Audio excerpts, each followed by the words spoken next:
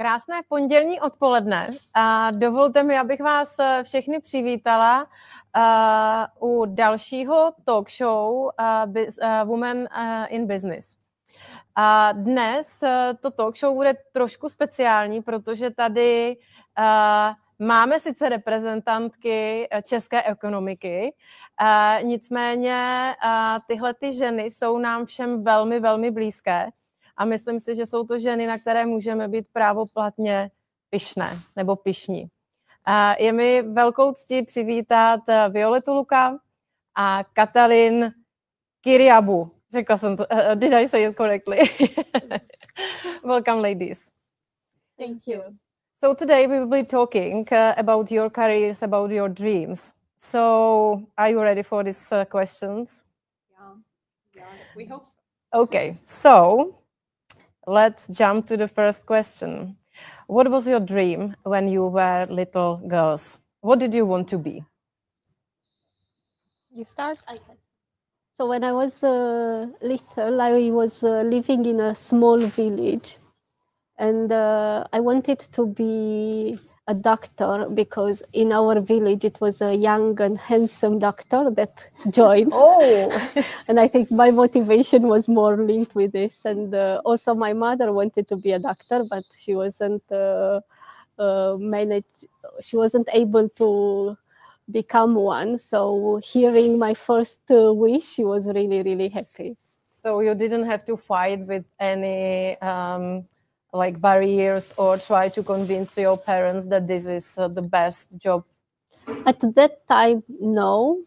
But later on, when I was going to school, I was really passionate about mathematics. Mm.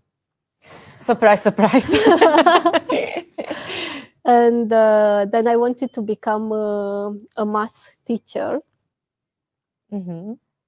And I decided a few months before the exams for the university that I want to switch gear to go to economics, because it was really cool in Romania at the time, either to study economics or to become a lawyer. Mm-hmm. So teacher and mathematics was like a boring thing.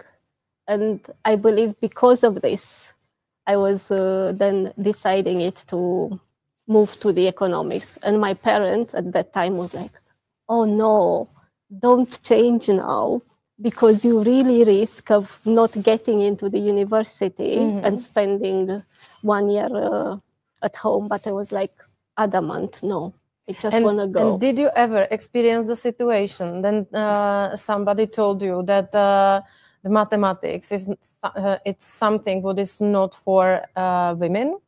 No. Okay. I think in Romania at that time it was quite common to have also girls studying the technical subject. It was more what was resonating with mm-hmm. them.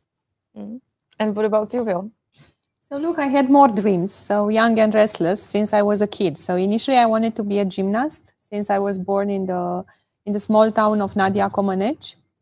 I practiced gymnastics when I was little till I had to take some tests, mm-hmm. more complicated, more complex for the performance, and I didn't pass them. Therefore, I moved from gymnastics and crying a lot about that towards I wanted to be an opera singer, because my music teacher actually told me that I have good voice and good volume for that. So I studied a bit on that, I mean with her. Mm-hmm. She was a canto teacher and also violin as well. Then I discovered theater, because I went when I was little till from 5 to 14. I went to different circles, how they were called back then. So I did also theater circle. And my father was a bit mad about all these kind of endeavors I was having because he wanted me to do something serious, to quote him. And mathematics was serious, not all of that. The good thing is that I liked as well mathematics when I was young. So in the end, I followed a high school which was mathematics, chemistry, and physics. And I prepared to become a doctor, which was another dream which I had when my mom was sick. and I wanted to cure her. So basically, I imagined that I will become the best doctor and I will kind of solve the situation. Somehow the things worked out a bit differently. So today I'm nor gymnast, singer, or theater, nor doctor. But I discovered something very important, is that sometimes life kind of shapes your dreams or kind of influences you differently.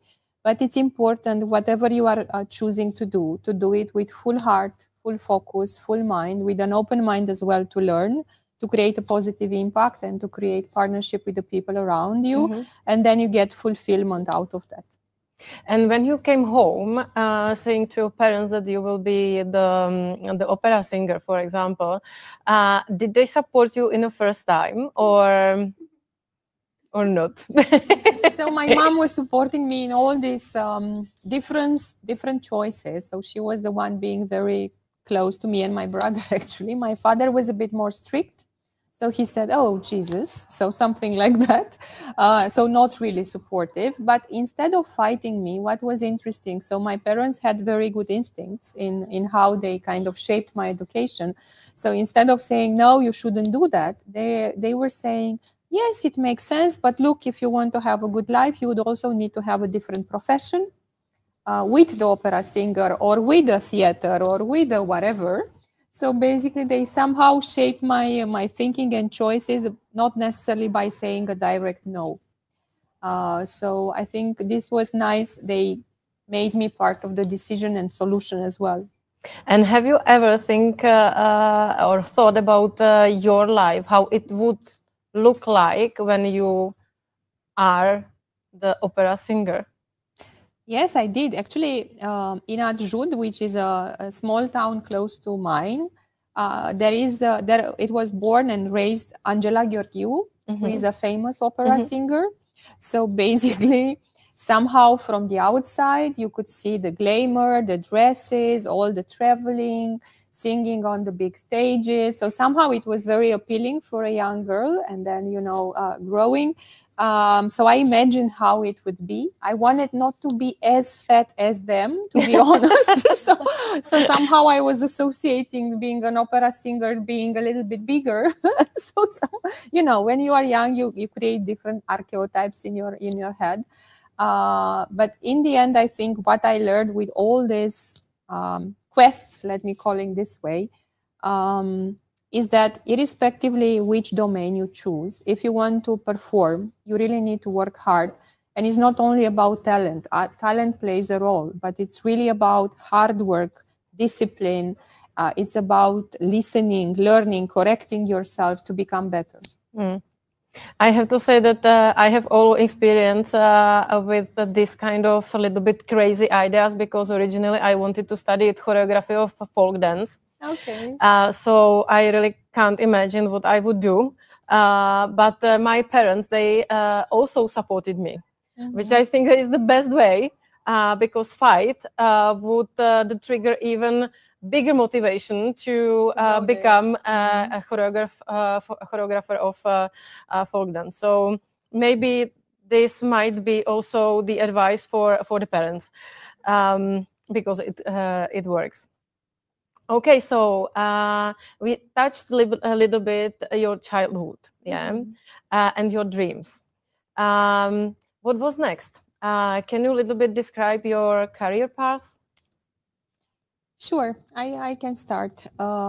So, look, I started to work since my first job actually was when I was 14, because I was taking care of a kid with special needs to help her learn, because she had attention deficit problems. So basically, I supported myself in the high school making money, real money. I had a kind of salary for 4 hours a day by taking care of this child, which actually was a very maybe tough lesson here and there, but also a good one, because I learned how money are being earned. Like, it takes hard work. It's easy to spend, but not so easy to make them. So it was, I think, a good lesson. Second thing, also I learned that energy is not infinite. So you need to manage your energy, while I was studying, of course, myself, because I was taking care of her in the afternoons. And then, of course, this was my kind of high school job, if you want. Then I made a pause to prepare myself for different exams for university. And then I, again, enrolled myself into a kind of daily job when I was 20 in insurance. So I was selling insurance, life insurance, in a market which was very immature. I mean, less than 5% penetration. With a lot of bad mouthing around why you would need an insurance, who is selling insurance, or not necessarily the greatest. However, a very good school, because it taught me the very basic skills of selling, consultative selling, but also the very basic skill of building relationship, winning trust of customers, and then also leading teams. Because when I was after 9 months, I actually came to have a big consultants team. We were kind of not paid by salary, but paid by commission. And in December 2000, I had 40 teammates in my team. So I was leading 40 people. Of course, all of them double my age, or I don't know, 10 years older than me. And I still keep the first agenda. I made the interviews to recruit them. Of course, some of them I throw them over the years, but this one I kept because it's the one I started my management job with my first interviews. So this insurance job was the first one, and I was successful in this. Not initially, but initially first 3 months was bad. But then I learned some tips and tricks from experienced people. I applied them, and it worked. And then I expanded into the job, but the job was still the paid on commission job. And my dad used to say, come on, when you get a real job with salary, full-time employee, and so on. So I got a job in Whirlpool. So I moved into marketing consultant. I took a step back because from leading a lot of people, having money, I was making nice money in 2000 when I was really young. And then basically I moved to a job paid much less. No people in my team. Really doing sometimes basic things, but I did this because I wanted to learn marketing and I really wanted to grow professionally. I was just finishing university. It was 2002. Fast forward, I did marketing in that particular organization, Whirlpool, washing machines, fridges, home appliances. And then I moved to retail in 2011 when I did firstly a marketing director job for less than a year, and then I became the CEO there. So that was my first job as a CEO. And then I did a couple of CEO job roles or business director unit jobs till now. So I started in insurance, home appliances and industries. Then I moved to e-commerce. Then I moved to technology and now telco. So my kind of path was maybe different than other people. I chose to kind of work in different industries to learn more and fast. But I think the basic principle I kept was like in my childhood, to do the job in the best way I can. So I really put a lot of hard work. For me, 1 year in a certain industry maybe was equal with 2 years because I was really working a lot, learning a lot. So fundamentally, I'm working for 25 years now in a couple of industries. But what makes, I think, what is the red thread is the working with great people, learning from them, building with them, but also keeping a curious mind. And even today, after so many years, I'm not saying I know it all or I have always the right answers, because actually life is really a journey. It's a lifelong journey when you can learn and contribute as well. Very interesting. Thank you. And I have millions of questions, but before we will come to that, I need to know, what was your first job? So when I was in the university, a friend of mine was saying, oh, I spent my whole time in university to get good marks. And at the end of it, nobody wanted to hire me. Come and work with me. Oh, okay, I will think about. Then I was like, oh no, this year, it was like the 3rd year of university. Oh, there are big projects, I cannot come. And then the story continued until one day he told me, okay, we meet tomorrow at this date with our boss. Okay, I showed up and I got questions. Do you know Excel? No.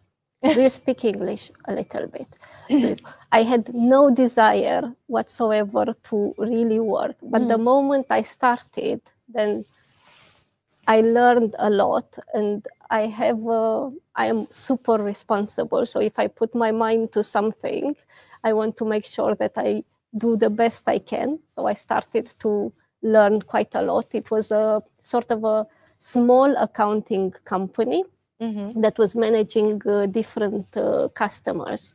And one day I went to one customer and I had to check their payments. So fairly boring stuff. And 1 month in the role, the owner came and said, "We no longer need you."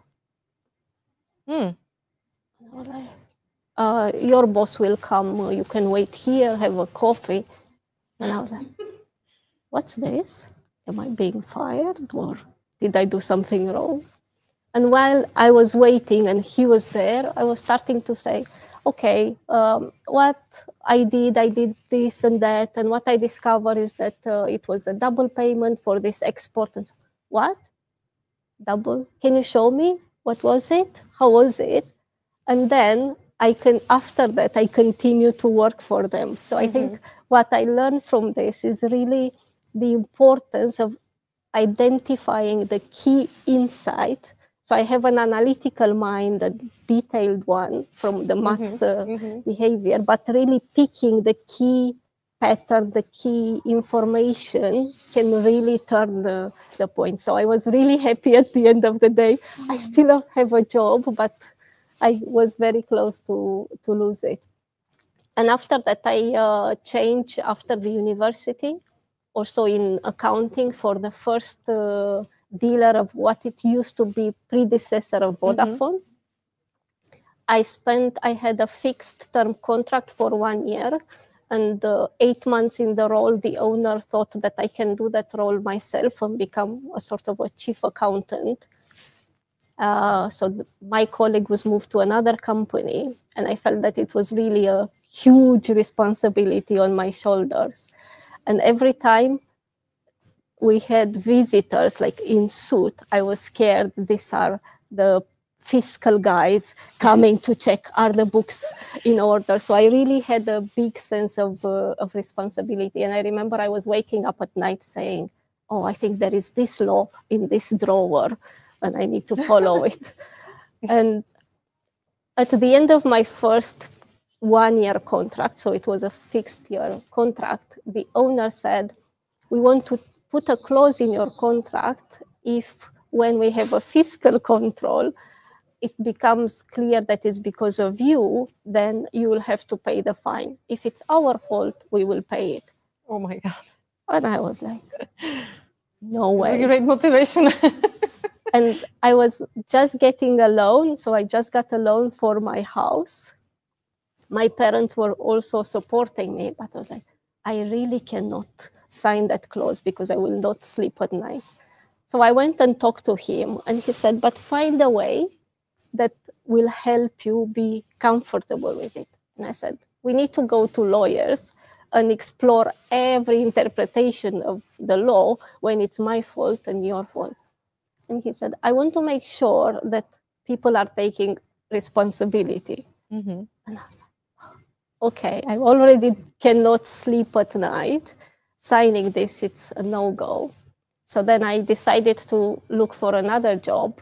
When I handed in my resignation, he was saying, why are you doing this? You should have trusted us that we would have never asked you to pay. And I said, as you didn't trusted me that I'm doing my job, I didn't trusted you that you wouldn't put me to pay.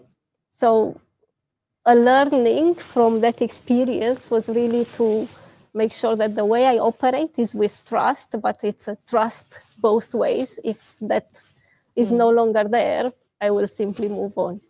So I moved to a new company, which was in a duty-free business, learned a lot, but the model of the business was a 10-year fixed license for that company.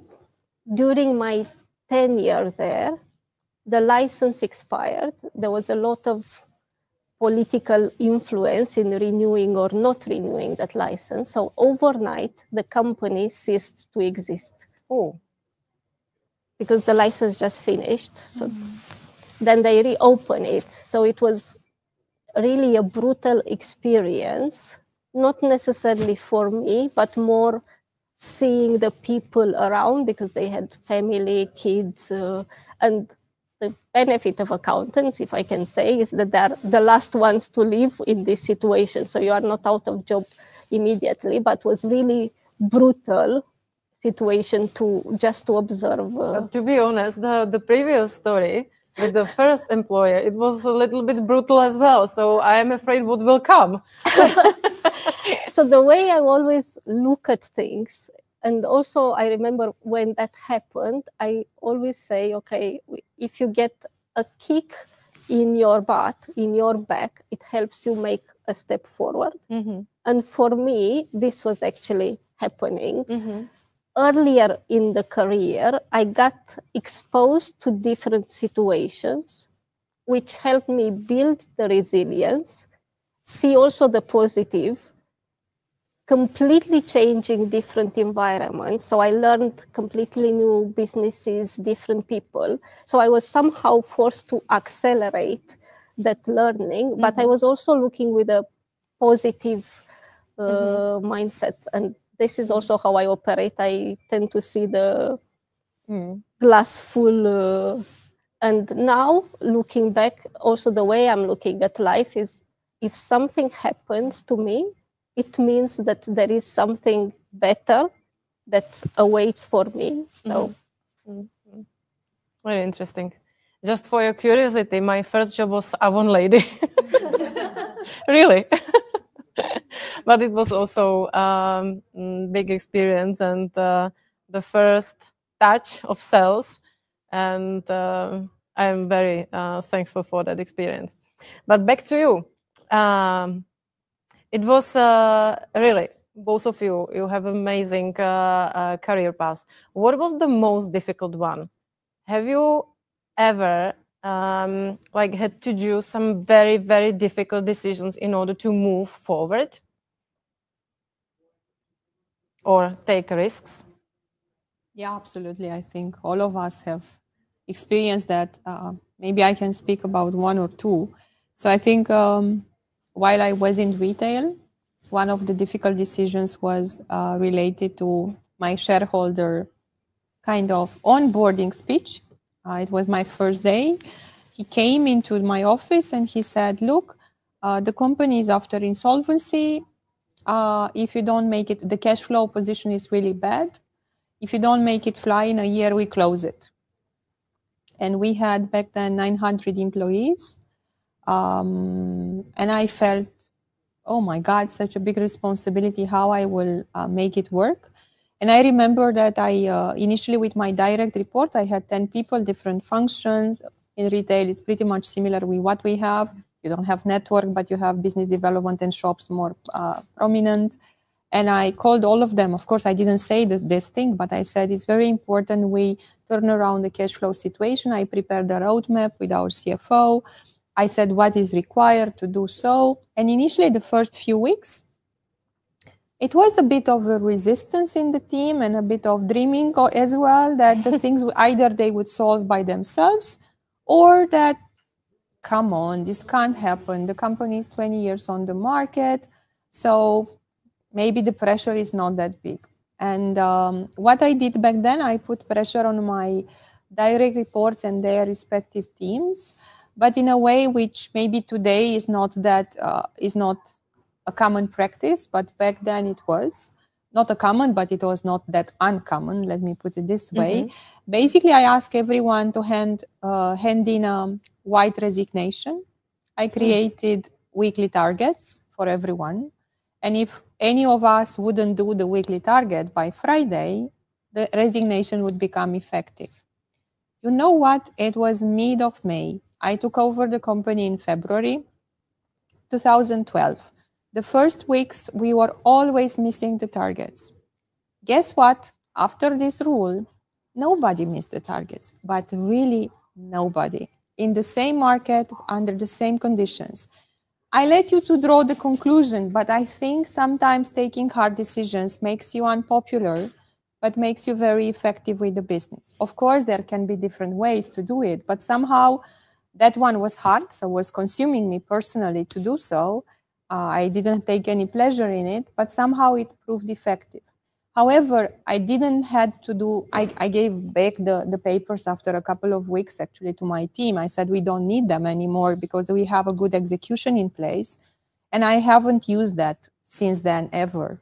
But my learning was that sometimes the people need a cold shower, how I call it, and they need to feel to have what we call skin in the game.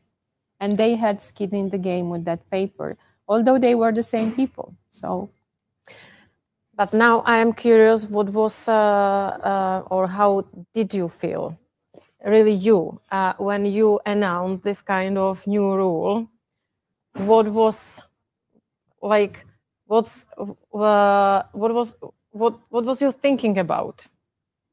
So the rule, I came with it myself. So it was nobody who said, it was no group, no whatever to say do that. So first of all, it was my decision when I saw that the kind of the regular things, the check-ins and the commitments didn't work. So it was my way of interpreting. There is a book actually which I read around 2008, From Good to Great, from Jack Welch. And he is talking about more kind of concrete practices in management to do turnarounds. One of them is not exactly this, but is close to this. And basically I used some, if I kind of make a parallel, some learnings from the books I had.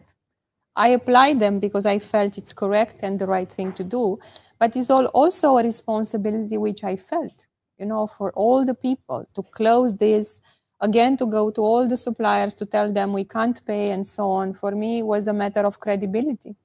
So I think I put in context the biggest impact, which was a positive turnaround, than the individual fears which I may have. And I also applied this to everyone. It was not only to them, but to me as well. I also had things to kind of fulfill on the list of a weekly list.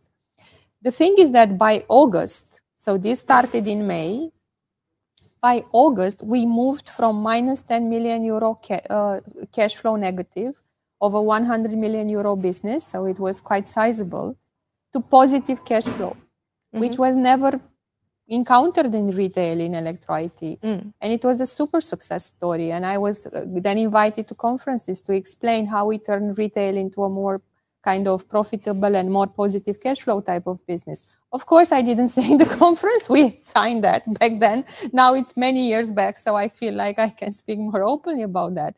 But it was really kind of take a step back, operational excellence and ownership and keeping each other's commitments. Yeah.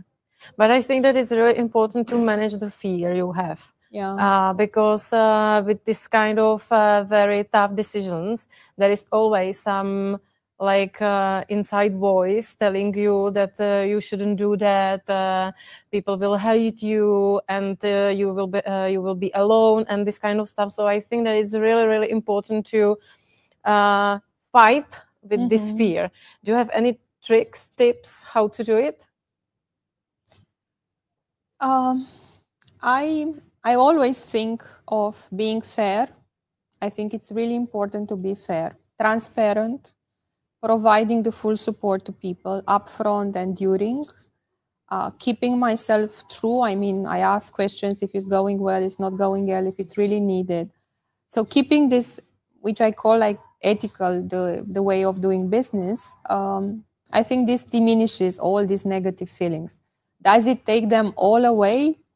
Probably not, but you learn to live with it, because it's also a matter, the more you grow in kind of career, it grows also the responsibility that comes with it. And you need to accept that it's not always comfortable. Of course, we are human beings and we want to be loved and appreciated, but sometimes love comes in different forms. So not necessarily all the time with smiles. And Kathy, do you have any similar experience? I would choose one example. When I joined the Vodafone, I joined from Microsoft, and I wasn't 100% convinced on joining the new company. So I was a bit, part of me still remained in Microsoft. So in my first 6 months in the role, I was managing the planning team, coordinating all the company forecast and budget, and then preparing the presentation to group. And my team was always the last one receiving from across the company. And they had to submit in a tool that had like a fixed date when it was completely locked. So we ended up spending nights in the office to be able to fulfill that. And one of my stakeholders that was providing input, it was also a team, a sort of a peer of mine. So we shared a common boss. So after 2 or 3 cycles like this, I took the decision that I really want to change it. And I sent a communication across the company, and my boss wasn't very happy because was perceived as one of the team. I was made to look bad. And also my people were not that in favor of optimizing that because they were doing overtime and they were getting like a double salary. So it was some benefits. So I escalated to the local CFO. He was getting involved and arranged a session with me. And I really felt that I don't have my team support. I don't have my direct boss support. I joined newly. Do I still want to pursue this or not? In the same time, I was still having my Microsoft colleagues knocking and saying, okay, come back. And I remember that I spent some time alone with me and thinking, okay, what's my motivation? Am I doing the right thing? Is it personal or is it something that should translate in an outcome for the company, a better output for the people? Because some of them were winning, but others not necessarily. So then I decided to continue to pursue that. And then we improved the planning cycle. And also my relationship with my manager was really good. And I really appreciated her. I was expecting that my rating would be a disaster, but she was actually taking it constructively and we had lots of conversations. So I think it was a lot of learning also for me. Today I would do it differently, but at that time, with that maturity and experience, I think. And during these situations, did you have anybody close to you who supported you in these, let's say, difficult decisions, or you handle it like alone? I had somebody. It was the person that hired me for that role. It was a German guy that left after a few months. And then I reached out to him and said, look, this is what I did. Do you think it's good? And then he was actually supporting me and also helping me visualize that what I want to achieve is actually the right thing and I should pursue it, but also be ready to also face the consequences of my actions. And you will? Not always. In that particular instance, not really. But then the shareholder found out that I'm, driving a lot of transformation and I'm doing a lot of things which is actually improving the value of the company. And I remember that one day he came to Monday, we had our leadership meeting, and he said, "Can I join you 5 minutes?" And I said, obviously, yes. He joined the room and he said, "Look, who is not with Violeta is against me. It's acting against me. So you have 2 choices: to leave now if you don't feel like following and going through, or you can stay, but you are 100% with her." Those 5 minutes back then in that situation, it was already August. The company was in a much better state, but actually there was still a lot to do.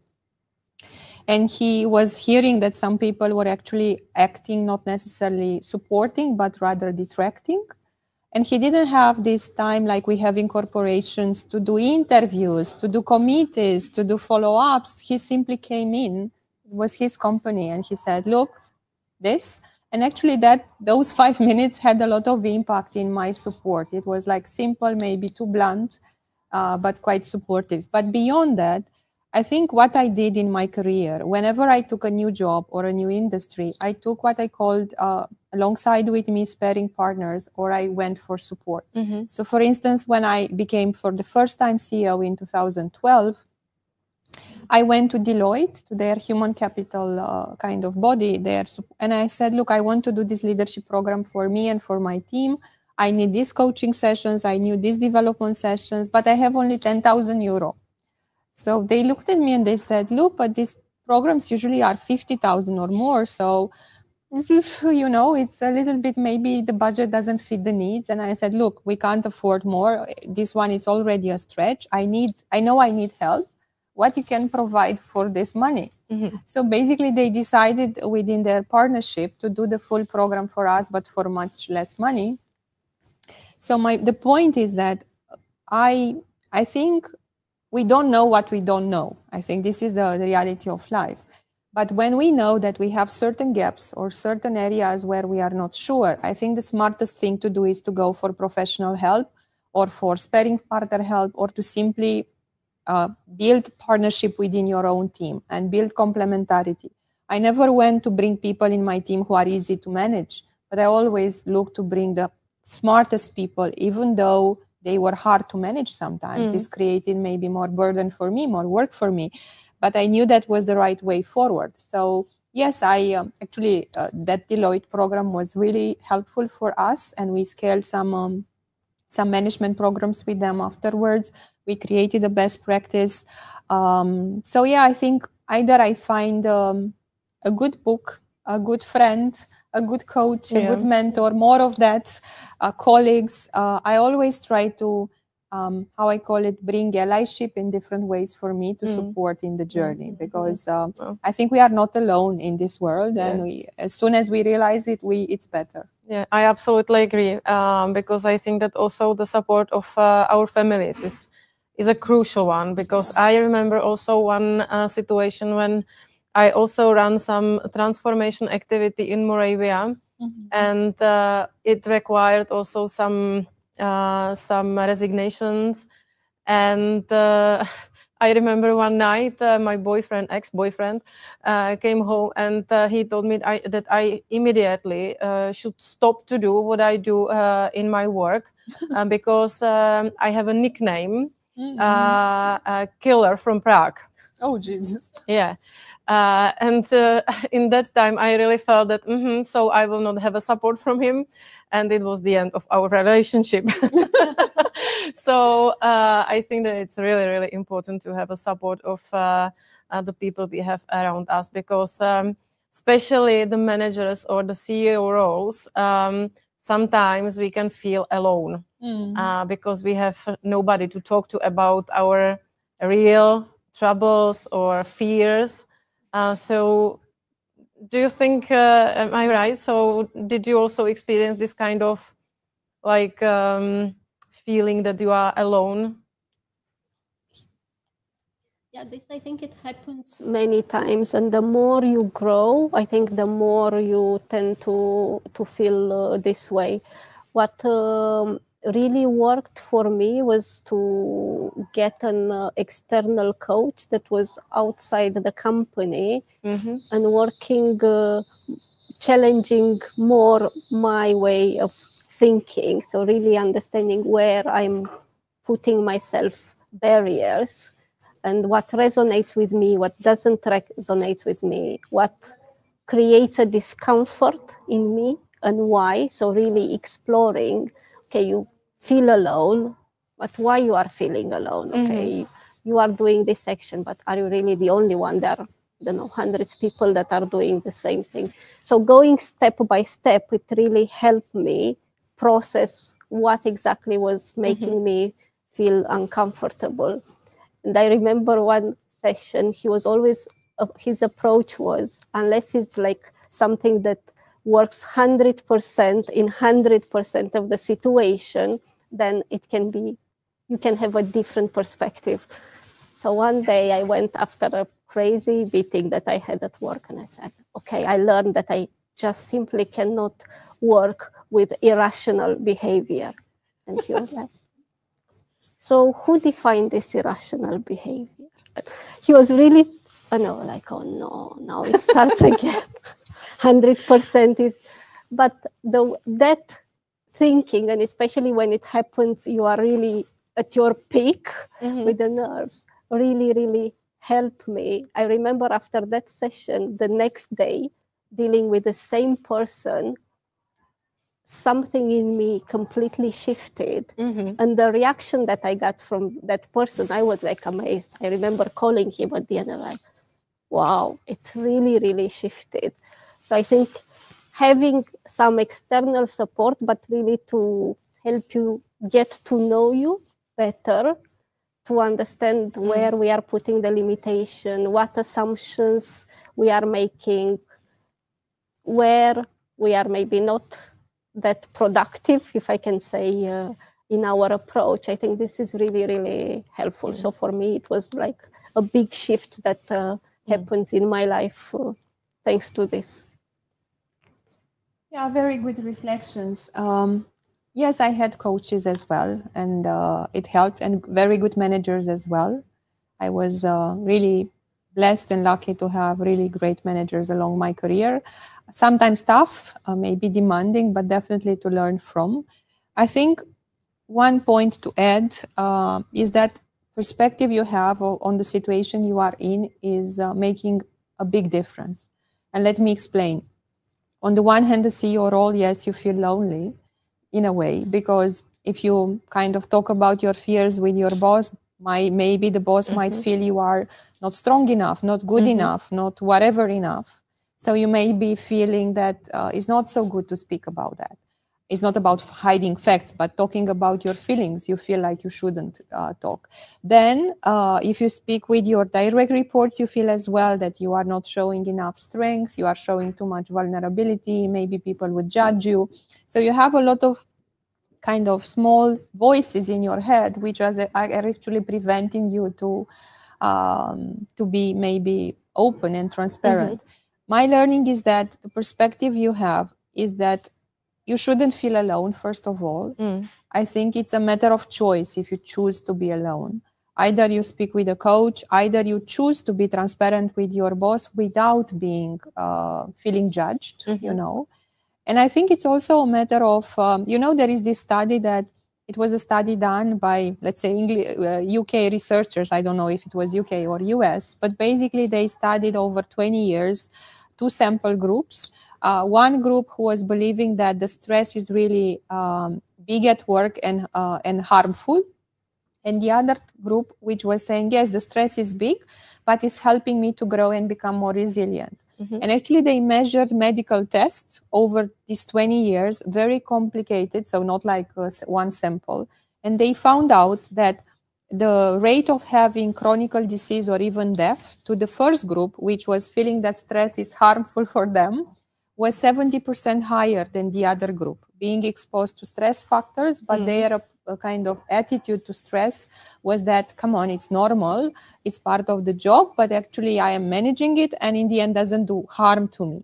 So to kind of close this parallel, the way I look at the jobs, they are growing, yes, the demand is coming higher and so on, but if you feel like you are also more equipped to deal with that because you kind of came to the new role or the bigger role after you went through different other roles which equipped you, like in sports, then the attitude, it's a bit different, more constructive, and you don't feel that much the pressure and the loneliness. So actually, this is how I am dealing. I think in my first job, it was a lot of pressure of delivering results. I think that was the biggest pressure. But in time, I learned that the way I look at it, it makes all the difference. Yeah. You both have amazing careers. Do you think that it's harder to get to the top or to stay there? Yeah, very good question, actually. I think both, and it can have different degrees of challenges. Sometimes you get there, maybe you feel it's more easy, and then to stay there and to go to the next one and the next one, it becomes harder. I think it depends very much. In my experience, I think in very big corporations, you reach a certain level, and then from that level to move to how I call it corporate VP type of level, it's harder. So to take Microsoft example, so in Microsoft, to go from a kind of director GM role to a area vice president and then to a corporate vice president was quite a hard journey, and it could take 10 years or more, if ever. While to move from a corporate vice president job to a EVP, executive vice president, which were actually 4 of them, it was a super hard work. So I think depends which organizations you are looking at. The ladder can become really, really hard to climb at some point. But this doesn't mean you are not good enough or you are not an experienced leader. I think this is also something we should learn. You can climb, but at some point you may reach your point, and then you need to think for different plateaus, different alternations of your career to bring value and to still feel good about yourself, because you may not, grow that fast. At some point, the rhythm might kind of slow down. Kati? For me, what motivates me is really to continue to grow as a person and to be exposed to different environments. So I changed 6 countries, if I can say, but also to different situations. So I've never looked like, I target to become the president of this company. But I'm looking, I think, growing also in terms of the statue, if you want, or the job. It's sort of a prerequisite for me to grow and evolve. But I think in every role you are making, it's how you limit that role or how you broaden that role. And that is also what matters to me. I think if we target specific roles, that as you go up, especially in one organization, then it becomes sort of a limit. You can be flexible to change countries like I was, and this helped me to gain the experience, but also to grow as a responsibility and the role. But other people may not have that flexibility. So this may be a limitation if they stay in one place. But I think even if you stay in one place, it's really about what you are making your role and what's your motivation, what really drives you. And now maybe personal question, but have you ever sacrificed something for your careers? No, ever. I think unconsciously and consciously, yes. Unconsciously, to speak in my name, I think I was so ambitious to get there and there and there and faster. So basically, I was willing to work really long hours. And I remember till actually 36, I was working between 14, maybe 16 hours a day. One weekend, yes, one weekend, no. I had years in which I had a very weird sleeping program. 4 hours with 6 hours, 8 hours in the weekend, because I had a norm, how many books I read, how many certifications I take. So believe me, I was like a machine, which was never stopping. And of course it came with some sacrifice. As a student, I haven't been to any party, because for me parties meant losing nights, losing brain power, useless. No, I'm not joking. So then also on relationships, I think I didn't spend too much meeting men, because I felt, okay, if it's not interesting enough, then why I should lose my time to do that? So these are conscious choices which I did. Was it always good? No. I wanted to have kids, then I couldn't have for some reasons. But then also there was a moment in which I postponed having kids, because I wanted a career to go faster and faster, to do more and more.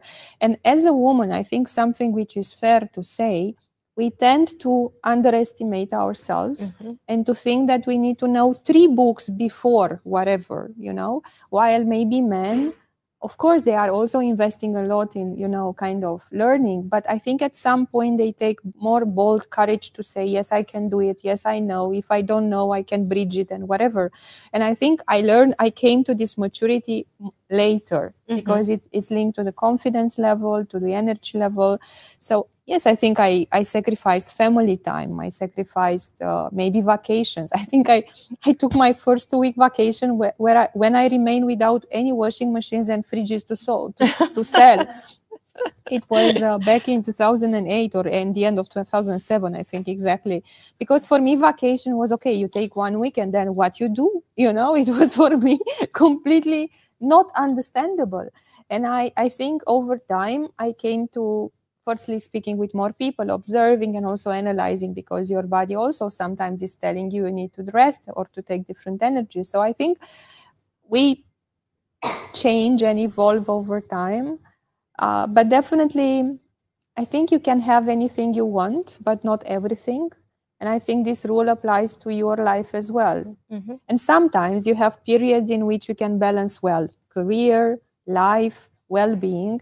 And I think with the tools of today, also with the society maturity of today, because I think 20 years back in Romania, you were expected to work like hell and die working, to be honest. It was an expectation from the corporation. Today, it isn't. So I think the environment changed in a better way for people. Yeah. Kati? I resonate with some things that Violeta said in terms of sacrificing time. I think investing sort of an unlimited time to solve certain things at work, it was like a normal practice. But I think it also came with how I was as a child. So because I mentioned that I wanted to become a math teacher, and I was really passionate about this because I had a teacher that really instilled this in me. So if I had a problem to solve, I was staying until late at night or going to bed and say, oh, maybe I will try this way to solve it. And I was putting my head to bed, waking up the next day, and then I was like, oh, I have an idea. I know how to solve it. So because I grew in this way, nobody was forcing me to do so. I somehow operated in the same way at work in the first, especially in the first years. But I was really balancing in terms of the parties, and also traveling was really a big passion to me. So when I had the occasion, I was traveling quite a lot. But now I think I'm more mature and I have different priorities that are clear to me, what is super important for me to operate at best. And then I try to balance. So I'm really close to my family in Romania, even though I traveled around the world, and I made the commitment that I will come as frequent as I was coming from London, which I did. So they didn't really feel that I was conquering the world and leaving them behind. So now I think I'm managing quite well. Still some improvements, but much better. Both you have really amazing roles, huge responsibility, big visibility. But what is your next goal in terms of career step? What really would like to achieve as a next step? Work forever here. Okay, come on. The way I think of my next step is rather at some point, first of all, after this many years of working and going through different stages, I don't put that much time labels. In 3 years, I want to get that. In the past, when I was younger, I used to do that. I don't do this anymore. So how I look at it is more like the next step should be the one which should be bringing me more value in terms of learning and enjoyment, but also how I can utilize in the best way my knowledge and my experience. Because I think as you grow and you become more experienced, you need to find a way to increase your productivity if you want. So I don't feel the need anymore to work 16 hours a day. I think it's counterproductive right now. I better prefer to work less, but much more impactful, choosing the right priorities. So at some point, first of all, I don't see myself retiring fully. I read recently, never. I read recently that Warren Buffett at 95 decided to step down as a CEO of his group. So I was smiling because basically, okay, I'm not Warren Buffett, don't get me wrong. I don't compare with him on this, but rather I compare that it's very important to live a life which fulfills you. And for me, maybe I would teach at some point. Maybe I would work in an NGO. Maybe I would, I don't know, open a restaurant. I like to cook. But simply, I feel that I will do still many things, till, how I call it, the sunset of your life and career, probably. And sometimes you make plans, but life has different plans for you, so you would need to adapt. But I want at some point to be able to work in the for humanity without a lucrative purpose. This I want. I have an idea in my drawer, a foundation, how I would do it. So I kind of worked on this in parallel, and at some point I want to go there, because I think time's a moment when you want to give more back. So this is one. Secondly, I want to do entrepreneurship as well, because I feel I am not a classic corporate profile. I can combine the knowledge in a structured place with some, entrepreneurial approach. And I like to create things and to experiment them. I still want to learn more industries. I know it sounds maybe not so well, but I have still some industries I would like to explore at some point. So I don't know. Some people are telling, come on, you are 45, too many dreams, too many things. This is why I wanted to say that it's brilliant to hear how, like, so many dreams you have. Which for me, it's like you will be here for another 500 years. So this is absolutely amazing. I hope it will be amazing, but at least I will try my best. Kathy? There are some similarities, and also I read about the Warren Buffett, and he said that actually after 90 years old, he started to feel that he is getting older. But I don't know why, but that was his saying. It's a good threshold. Yes, exactly. I agree. Yeah. For me, I don't have a next role. Obviously, I just came here, so there is still a few years ahead of me, and I've never planned the next one. I didn't know where the life will take me and what the opportunity will be. But longer term, and it's something that comes in my mind more and more, is whether I'm utilizing my skills and competencies in the best way to give the return to a wider group. So that's something that is in the back of my mind. And here the options are also going maybe public sector, private entrepreneur. I have some very good friends from Singapore that started a business, and there is one employee number that they are holding for me without a commitment in terms of the timing. And the purpose of the company, it's really about giving back to women and empowering, and it's a global company. So that's something that I have in my mind. And something else that I want to do is to build and to grow a forest. I'm really close to forests, to the trees. This is where I get a lot of my energy, inspiration. So I just need to decide where. Excellent. And then maybe I will be there hundreds of years also to see them growing. Very interesting. Yeah. Yeah.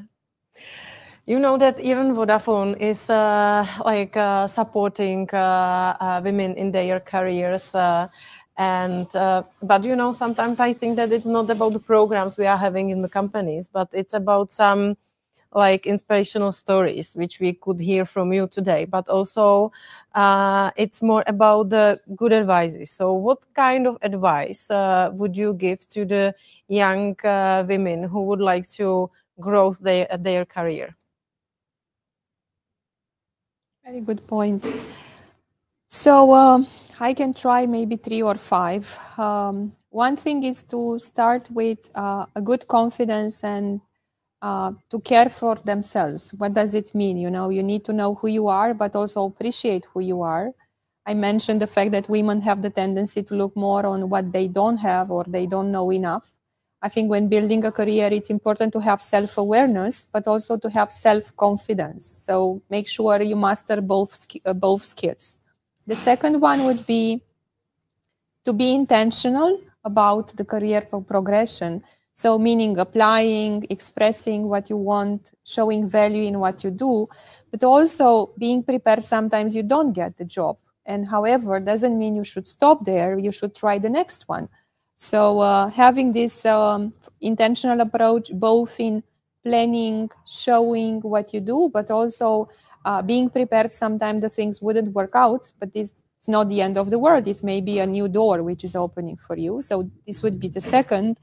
And the third one would be to really sometimes dream big and think maybe out of the, more like into the extraordinary side, because this is creating inspiration for you personally, but also for the people around us. And I think the fourth, it's really building your way. It's linked to the intentional approach, this one. And finally, keep going. Sometimes the things are tough, but you still need to keep going and to see the positive in it. Thank you. I would say the same. First is confidence, to just build on their confidence. And confidence means that accepting that things are not working 100%. And also getting different learnings. You try something, it didn't work out. It closed the door, but as Violeta mentioned, it's opening a new door.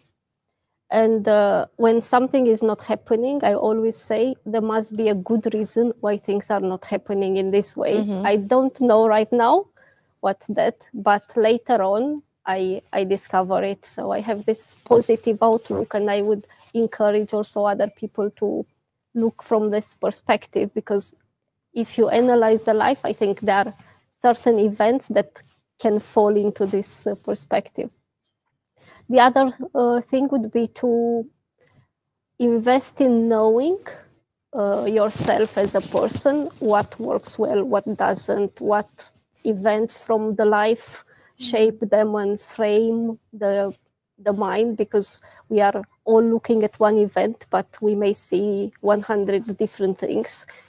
And accepting that can also, and accepting it with also curiosity, to have a conversation when somebody has a completely different perception, then triggering and being comfortable with that. I think that is super important. In the past, I was operating it like I give everything I can, I die there, and then expect something that will come. And what I learned is expectation is not helping anyone, because you just create some false things that you are the only one, or maybe your friends knows about. But if you verbalize, and you verbalize it in a way that it doesn't trigger the other person, whether you talk about a promotion because you believe you deserve it and you can justify, or for different other reasons, I think it's important to find a way of expressing it. And if what you are looking for is not coming, then you can make certain agreements on what it requires for you to get there. But it moves from expectation into what I'm calling it verbalization. Yeah. This for me make the big difference. Great. So thank you. A big thank you for sharing your stories, and also some feelings, some fears, also the advices. It was a really inspirational discussion, and even for me, and I think I know you better than some of my colleagues. So it was really interesting, and I would like to thank you for your time and for your honest stories. So thank you again. No a vám a všem. My tady máme ještě nějaké dotazy. Tak. So we have some questions. So dear all, thank you for your time and openness. What advice would you give to young women? This is what we just touched. Who have been your most influential role models or mentors, and what impact have they had on your career? We can. Yes, very quickly. So initially I had my first mentor and model was my mom and then my dad. I know maybe sounds very common, but they really shaped the way I grew up with the way they approach life, and also they raised me and they nurtured me. And then I had teachers, both in the school and in the university, which also played a role. Then I had customers in my insurance job. Some of them were the vice governor of the bank, who is also today is the governor of the bank today. Some big kind of private company CEOs. I was looking up to them and learning from them. I had also personalities. I learned from Jeff Bezos. What does it mean, customer obsession? I learned from Satya Nadella, initially from the distance, then more closer a bit, but maybe not enough close. Definitely, I think you can learn every day and find things to learn. So yeah. Thank you. Kati? For me, I think I would start with teachers, and especially one math teacher when I was in like the middle school that really triggered the passion and helped me develop quite a lot of skills which I didn't know at that time, but I think it really shaped me. Then my parents, in terms of how the values that they instill in me, and also the support. So I always felt that I have their back. We had some different moments, but overall they were always supporting me. And then at work, I really worked with fantastic people. I also had some challenging personalities, I would say, but I think they had a role to play in my development, even that probably at that time I may not have appreciated enough. But what really made for me a big impact is to know that there is somebody that is supporting me, but I have the freedom to try and test and just confirming, yeah, you are on the right track, keep on going. I like the second question. Do you ever go to school reunions? Do your friends from childhood ever tell you, I always knew you will be a CEO, CFO one day? Yes, I went to actually the 20 years celebration from high school. I didn't attend the university one though. They didn't say this, I knew I will become a CEO, because I graduated from a class of doctors. So out of 36 people, only 3 of us, we haven't become doctors, me being one of them. So, which was unexpected for them, that I didn't pursue medical school. So not necessarily they are saying this, but they are saying that you always show the good ambition while you were young. So this they say, yeah. Kati? Unfortunately, I wasn't able to get to the school reunions.